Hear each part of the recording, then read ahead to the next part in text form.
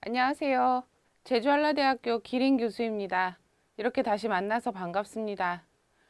방학이 이제 다 끝나가죠. 저도 방학이 다 끝나가니까 정말 아쉬운 마음이 드는데요. 오늘은 그래서 방학을 어떻게 마무리하면 좋을지 같이 이야기 나눠보도록 하겠습니다. 자, 이렇게 아쉽게도 겨울방학이 마무리되고 있습니다. 저도 이번 겨울방학은 굉장히 바쁘게 지냈던 것 같아요. 하루가 24시간인 게 정말 아쉬울 정도로 정말 바쁜 하루를 보냈는데 여러분들도 저랑 비슷한 마음을 지금 느끼고 계실 것 같아요. 아쉽죠? 이제 학기가 시작이 되면 개강을 해서 공부를 해야 할 텐데 전에 이 방학을 어떻게 잘 마무리해서 다음 학기를 좀 더 효율적으로 보낼 수 있는 준비를 할 수 있을지 오늘 좀 이야기해 보도록 하겠습니다.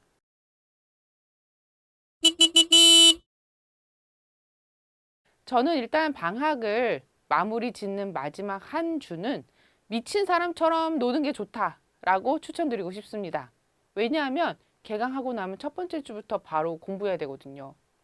여러분들 어디 요즘 공부만 하나요? 아르바이트도 하고 자격증 공부도 하고 뭔가 시험 준비도 하고 있을 것이고 여러 가지 바쁜 일상사가 지금 계속 진행이 되고 있는데 거기다가 개강을 해서 공부까지 해야 되는 거죠.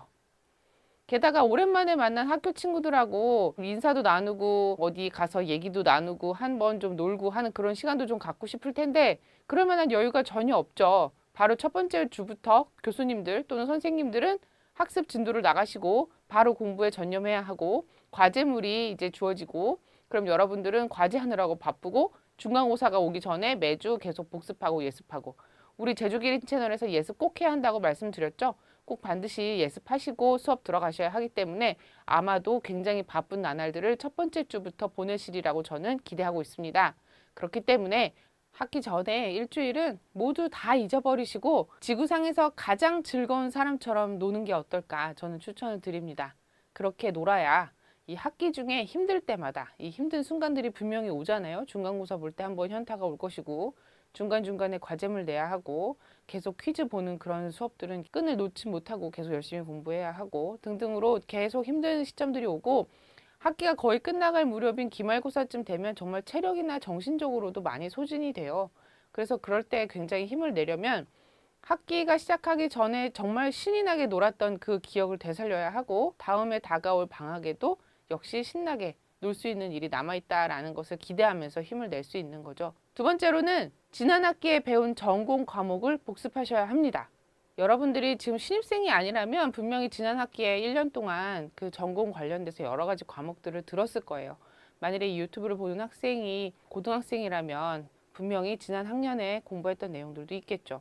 이 대학교 신입생 같은 경우에도 마찬가지예요. 대학교 신입생이 되기 전에 이 겨울방학 때 분명히 이 여러분들은 좋은 책 그리고 어떤 내용들을 전공과 관련돼서 좀 공부해두면 좋겠다라는 점들을 요즘 인터넷이나 지인들, 친구들 또는 선배들을 통해서 많은 정보를 획득을 했을 거예요.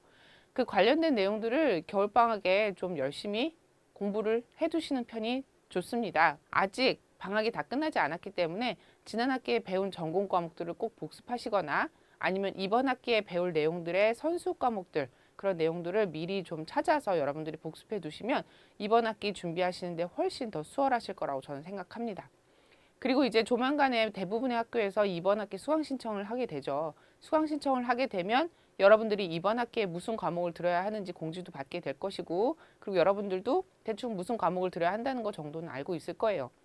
그 관련된 과목들이 계속 여러분들의 미래에도 계속 그 지식들이 머릿속에 남아있고 특히 제주기린 채널에서도 한번 설명을 드렸죠. 이 새로운 수업을 듣기 시작할 때 반드시 예습하고 들어가야 한다라는 점. 이번 학기에 새로 수강 신청한 과목들에 대해서도 반드시 가볍게라도 예습을 할 수 있는 그런 시간을 좀 지금이라도 빨리 가지시길 바랍니다. 전공 공부는요, 여러분 탑을 쌓아가는 과정이에요.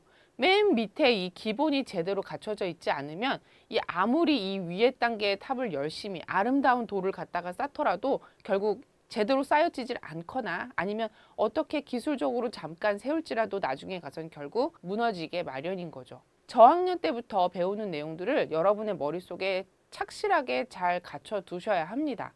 저학년 땐 주로 이 원론 과목들을 배워요. 예를 들면 경영학 원론 아니면 회계 원리 이런 아주 기초가 되는 첫 번째 과목들을 주로 배우는데요. 이때 제대로 학습을 해 두셔야 2학년, 3학년, 4학년 때 이 고학년이 되면서 심화된 과정이나 이 기본 내용에서 응용이 되는 과목들이나 그 내용들을 여러분들이 심도 있게 학습할 때 충분히 따라가고 잘 학습하실 수 있는 겁니다.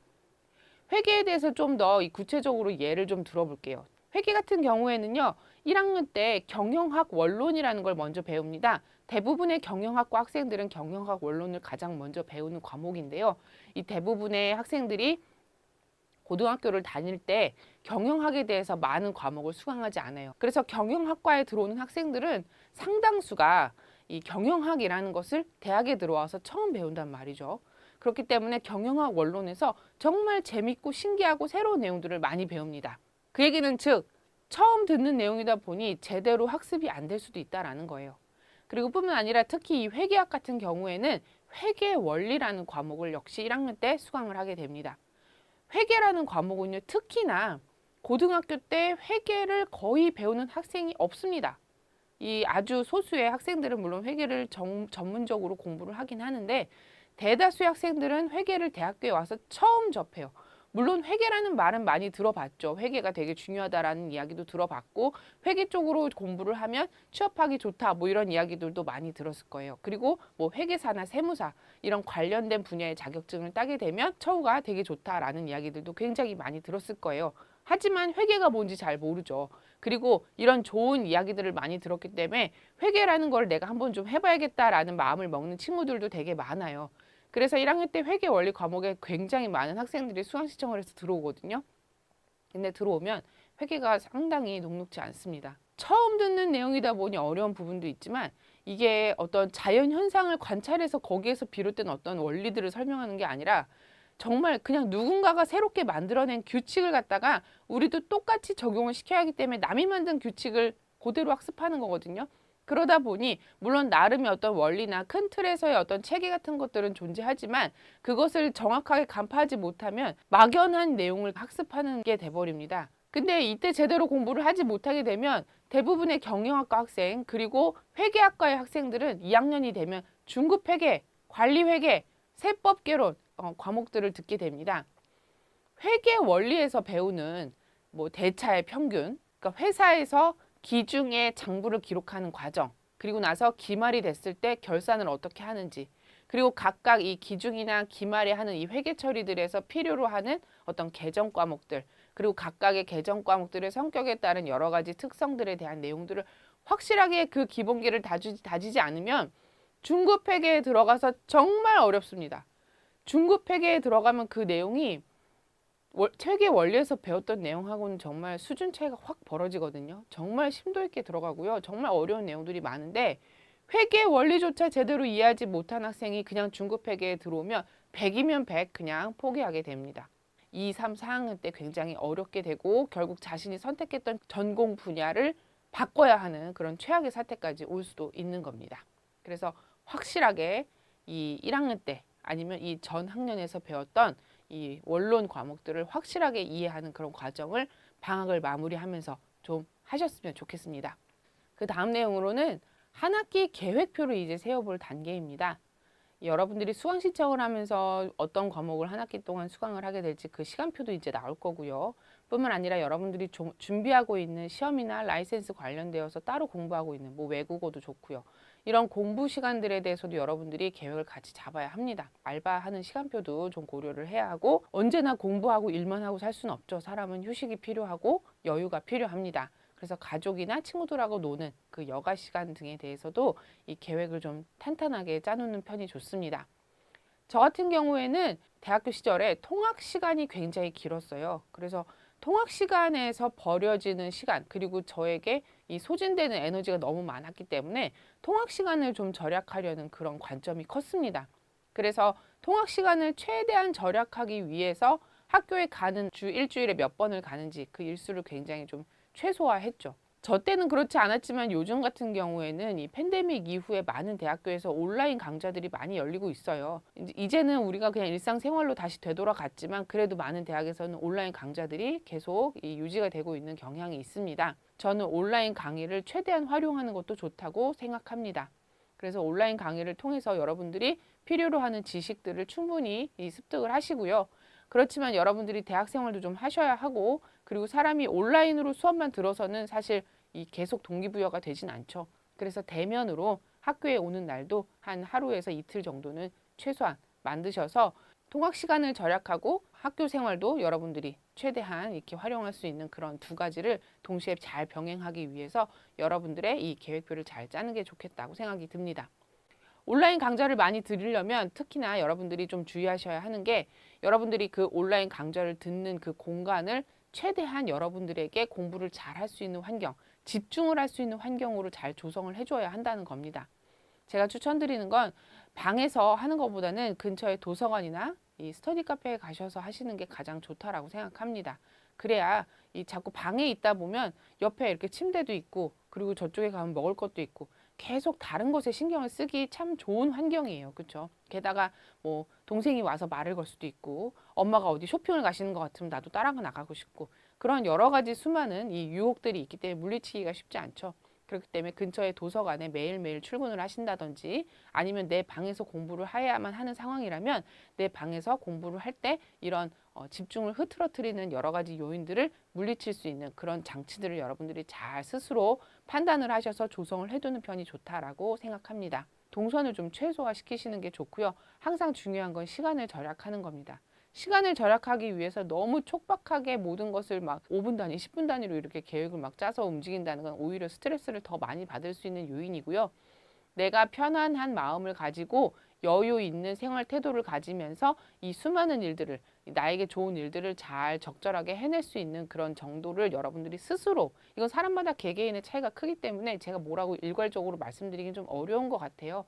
스스로가 판단을 해서 자기에게 가장 적정한 그런 배분을 해서 동선도 최소화시키고 시간도 절약시키고, 그래서 내가 할 수 있는 일들을 최대한 다 해낼 수 있도록 그런 여러분들의 계획을 세우시는 것이 좋다고 생각합니다. 계획표를 세울 때 여러분들 가장 신경 쓰시는 부분이 수면 시간 조절이에요. 수면을 억지로 조절하려고 하지 맙시다. 시스템을 구축해서 내가 장기적으로 이 계획을 계속 반복해서 습관처럼 해 나가야 한다는 측면에서도 맞지 않아요. 수면을 억지로 조절을 하다 보면요, 결국은 그 계획이 무너지게 됩니다. 여러분들의 건강을 스스로 잘 챙기시고, 그리고 좋은 독서나 아니면 명상을 통해서 스스로의 멘탈을 잘 관리하시면서 이 쌓이는 스트레스들을 잘 해소해 나가다 보면은 결국 어느 시점이 되면 수면 시간이 적절하게 여러분의 어떤 체력이나 건강 상태에 맞춰지게 됩니다. 저도 한때 굉장히 우울했을 당시에는 막 하루에 12시간도 잤어요. 본인 스스로도 이게 옳지 못하다라는 걸 알면서도 거기서 벗어나기가 굉장히 힘들다라는 것도 누구보다 잘 알고 있습니다. 하지만 그래도 계속해서 내가 이 상황에서 벗어나기 위해서 어떻게든 최선을 다해서 노력하고 그 근원적인 문제의 해결을 위해서 노력을 하다 보면 우울증이 어느 순간 치료가 될 수 있습니다. 저처럼요. 그래서 저는 지금 우울하지 않아요. 그래서 저의 이 평균적인 수면 시간은 한 7시간 정도인 것 같습니다. 7시간 정도를 자면 하루에 그렇게 뭐 잠이 부족하다는 느낌을 받지 않고 정상적인 생활을 할 수 있는 것 같고요.